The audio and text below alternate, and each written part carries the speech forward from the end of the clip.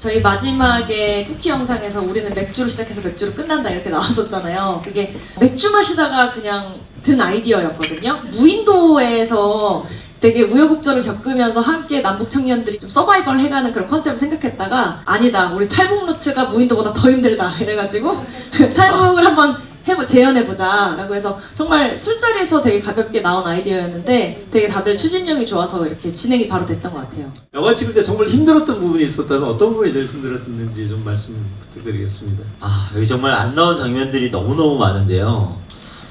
집에 간다고 한 2번 정도 티켓팅을 제가 혼자 했던 적도 있었고 제일 힘들었던 거는 저는 이제 대한민국 여권을 들고 가면 아무렇지도 않을 거라고 생각을 했는데 지동에서 어떤 한인분을 이렇게 딱 만났는데 원래 한국 분들은 북한이라는 단어를 굉장히 많이 쓰잖아요.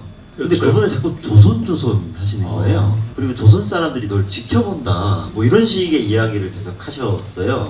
갑자기 이제 정신이 확 들어서 이게 내가 여기서 잡힐 수 있지 않나? 그래서 그 2층에서 먹었는데 1층으로 만약에 양복 입은 사람들이 올라오면 두 사람이 가서 막아라. 나는 2층에서 뛰어넘어서 도망간다. 작전을 막 짜고. 근데 다행히 아무 일은 없었습니다. 근데 이제 그분이 그런 단어 하나를 딱 쓰면서 갑자기 옛날에 잊고 있었던 그 공포어들이 막 올라와서 그다음부터는 되게 힘들었었어요. 대한민국 국민으로서 한번 쭉 이 루트를 경험해 보면서 느끼신 소감은 어떤 것이 있었나요? 탈북 스토리도 굉장히 다양하고 그런 다양한 이야기들을 들었는데 주로 공통된 것들이 있었어요. 예를 들어서 꽤 많은 탈북민 친구들이 겨울에 압록강이나 두만강을 건넜는데 왜냐면 얼었기 때문에 좀 더 비교적 쉽게 건널 수 있어서 그랬다는 얘기를 들었고 그래서 꽁꽁 싸매고 뭐 온갖 걸 입고 출발했지만 아무런 정보 없이 그냥 기차 타고 부르코 따라왔는데 갑자기 더워져가지고 내복을 어떻게 할 수가 없어서 막 반팔로 잘랐다 막 이런 얘기도 들었고 그래서 사실 우리가 겨울에 출발한 것도 그런 이유가 있어요. 겨울에 출발해서 그걸 최대한 재현하려고 했었고 저는 사실 좀 탈북민 친구들한테 좀 더 가까이에서 공감하고 싶은 마음에 이 여행을 같이 한 거였는데 특히 악어가 없다는 사실을 들었을 때는 이게 되게 우리 안에 아직 보지 않은 공포가 나를 되게 통제할 수 있겠구나. 왜냐면은 스피드보트가 결국에는 이렇게 통제가 안 되면 위험해서 메콩강에 악어가 있다고 그러는 거래요. 네, 그래서 통제를 하기 위한 수단으로 공포를 심어주는 게 마치 우리 사회의 모습과도 어쩌면 닮았다 이런 생각이 되게 들었던. 어떤 의미에서 이 악어라는 것이 무엇을 상징하고 있는지. 제가 그 두 친구한테 얘기를 했던 많은 진실 안에서 제일 많이 왜곡이 되는 게 메콩강의 악어였습니다. 악어는 너무나도 반전이 됐고 그 부분에서 저도 너무 충격을 겪었어요. 그리고 그게 이제 우리를 통제하기 위해서 공포를 심어준 거라는 걸 알면서 이게 정말 모든 우리 마음속에 다 있는 게 아닐까라는 생각이 정말 들었었고 내가 생각하는 것, 내 안의 세계관에서 그것을 그대로 믿어버리는 것이 악어가 아닐까 저는 그렇게 생각을 했거든요.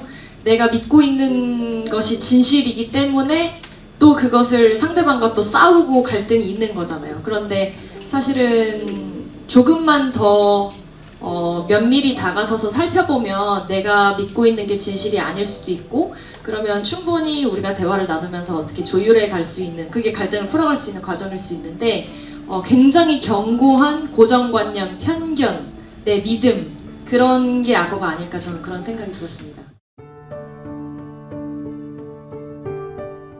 여러 가지로 그 크러쉬이라는 영화가 좀 나온 지는 좀 몇 년이 되었지만 아직까지도 우리에게 북한 문제, 인권 문제, 또 함께 살아가야 할 남북한 구성원들에 대한 여러 가지 어떤 의미를 제공하고 있다.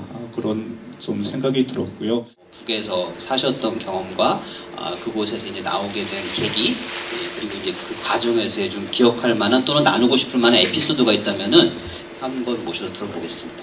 어머니 아버지가 집에 계시는데 제가 갑자기 밖에서 뛰어놀다가 와가지고 어머니 아버지한테 이제 말을 한 거죠. 나 커서 소달구지 될래 라고 말을 했었어요.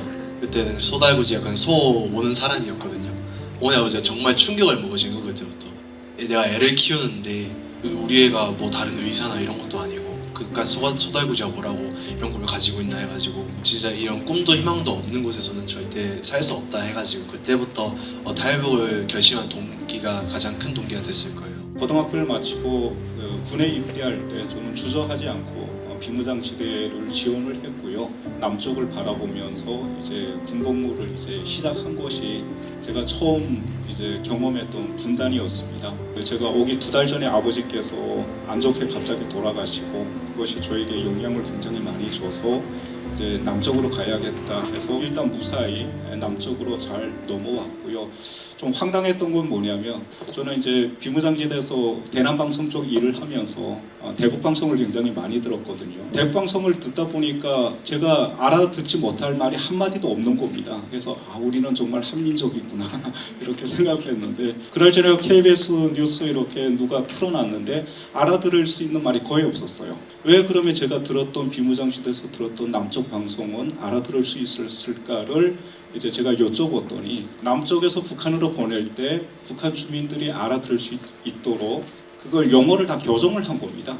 그걸 제가 몰랐던 거예요. 그래서 제가 한민족이 분단이 정말 우리 민족의 가장 기초적인 요소라고 하는 언어까지도 분단시키고 있구나. 우리가 이런 어떤 분단의 사정에 대해서 한번 좀 아는 그런 계기가 오늘이었으면 또 그런 생각이 듭니다. 또 다른 준이를 맞이했을 때 우리가 모두 행복해지기 위해서는 어떤 것들이 필요할까? 우리 준이가 이곳에 왔으면 정말 잘 살았을 것 같지 않아요? 그렇죠. 꿈도 많고 희망도 많았을 것 같은데 개인적으로는 정말 잘 살았을 것 같고 이 친구가 많은 본인의 어떤 목표를 이루었을 거라고 생각을 합니다. 준이 아버지가 나중에 어떻게 사는지 좀 궁금하시죠? 제가 잘 알거든요. 유상준 형은 나중에 저희를 겪고 나서 본인이 직업을 그만두고 준이 같은 중국이나 제3국에 있는 아이들을 구출하는 일을 지금까지 해왔습니다. 자기 아들 같은 이제 준이들을 많이 구출해서 이 땅으로 보내줬습니다. 그 친구들이 여기서 잘 적응하고 준이가 못다 이룬 꿈과 희망을 찾기를 좀 바라지 않았을까 그런 생각이 들고 각자 어떤 꿈을 꾸고 있는지 제가 영상 쪽을 하고 있으니까 다큐멘터리나 영화나 뭐 그런 걸 통해서 이제 최대한 그 북한에 대한 정보를 그 사람들에게 좀 최대한 알릴 수 있는 그런 기회가 있는 게 제가 영화 쪽이랑 가장 쉽게 접근할 수 있는 매체라고 생각하기 때문에 저는 영화를 시작했고요. 그게 제 꿈입니다. 저는 어릴 때부터 그림에 되게 관심이 많아서 지금은 웹툰 작가라는 꿈을 가지게 되었는데요. 북한에 있는 다양한 일들과 남들이 모르는 아까 말씀드렸다시피 약간 가장된 게 아니라 정말 북한에 있는 실제 일들을 어머니 아버지를 통해서 이제 그 스토리를 담아서 웹툰에 그려내서 이질성을 줄이고 사람은 정말 사람은 사람이구나라는 걸 보여주고 싶은 꿈이 있습니다. 그래서 제 웹툰이 언젠가는 통일이 될 때 그에 이바지할 수 있는 그런 웹툰을 그리고 싶습니다. 그래서 제 꿈은 뭐 이제 하나 남았습니다. 빨리 고향으로 돌아가는 것이 제 꿈이고 그거 아시죠? 부산에서 7번 국도가 시작되거든요. 그래서 포항, 속초를 넘으면 원산, 함흥까지 갑니다. 물론 이제 도 청진까지 올라갈 수 있는데 그래서 지금의 제 꿈은 빨리 제 고향 함흥으로 부산에서 출발해서 가는 게 제 꿈이다 말씀드릴 수 있을 것 같습니다.